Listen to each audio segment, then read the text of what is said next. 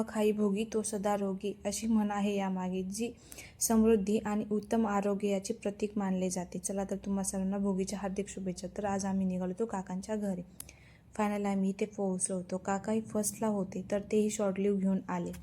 त्यानंतर आम्ही मस्त थोडं बसून चहा पिलो आणि काकूला म्हटलं चला तर आपण भाजी मंडईत जाऊया, कारण ना मला ववसा घ्यायचा होता. ववसाचं माझ्याकडे काहीच नव्हतं आणि भोगीचं सामानही घ्यायचं होतं. त्यानंतर ना आम्ही ववसा घेतला आणि भोगीचं सामानही सगळं घेतलं. त्यानंतर ना आम्ही घरी आलो आणि लगेचच मी स्वयंपाकासाठी लागले. त्या सगळ्या भाज्या निवडून घेतल्या एकटीने म्हणजे मी एकटीच नाही, व्हिडिओ दिसत आहे एकटी, पण तेही मला भाजीपाला निवडून झाला. मी त्याच्यात थोडीशी फ्लावर टाकली कारण माझे 12 भाज्या होतच नव्हत्या, त्यामुळे मी थोडीशी फ्लावर ॲड केली. त्यानंतर मस्त मसाला भाजून परतून घेतला आणि त्यानंतर हे आपण ज्या भाज्या काढल्या होत्या त्या त्याच्यात टाकून दिला. चला तर फायनली आपलं जेवण रेडी आहे आणि मस्त आम्ही असं दोघांनी जेवण करून घेतलं. त्यासोबत थोडीशी मेथी थोडी लावून घेतली. खूप मस्त लागतात, तुम्ही ट्राय करा एकदा.